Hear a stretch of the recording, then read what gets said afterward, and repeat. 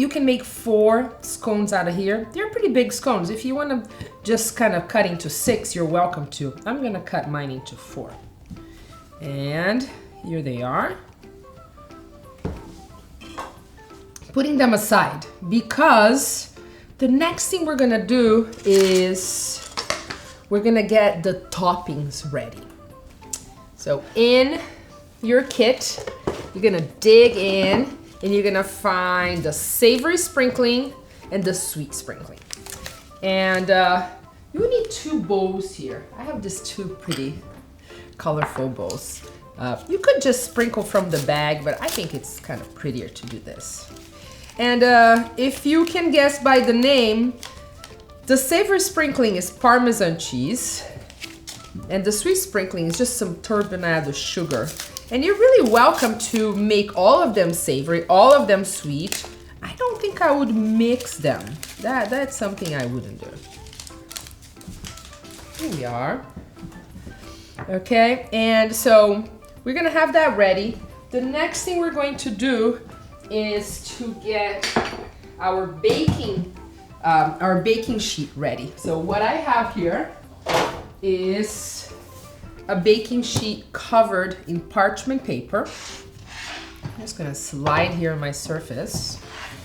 And we're just gonna transfer our scones to the baking sheet.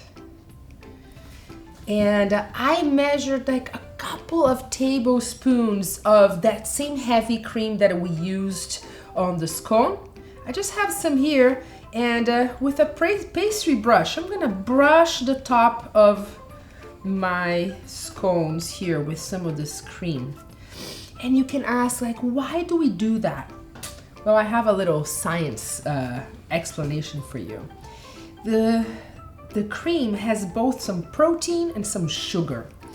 The protein, when exposed to heat, goes through a chemical reaction called Maillard reaction. It's a browning reaction, so that's what is gonna generate that kind of brown, golden, not quite brown in this case because we're not gonna bake that long, but that nice golden sheen.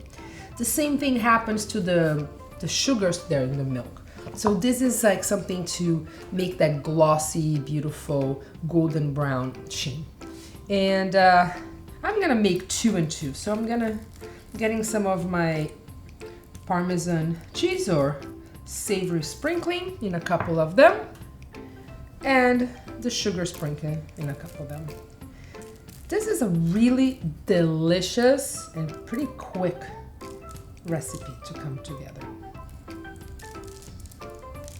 And remember, we had our oven warming up at 375, and we're gonna get our timer, put it to 15 minutes, and put our scones to bake. And while we're baking, we're gonna get going with some other projects. I'll see you back here.